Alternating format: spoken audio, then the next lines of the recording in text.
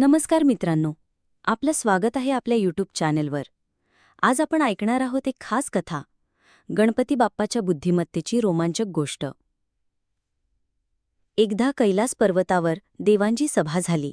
त्यावेळी देवतांमध्ये प्रश्न उभा राहिला, जगात सर्वश्रेष्ठ कोण? शंकर पार्वतींनी परीक्षा ठेवली. जो पृथ्वीची परिक्रमा करून प्रथम येईल तोच श्रेष्ठ मानला जाईल. कार्तिकेय आपल्या वेगवान मोरावर बसले आणि क्षणार्धात पृथ्वी प्रदक्षिणेसाठी निघाले. पण गणेश उंदरावर शांत बसले होते.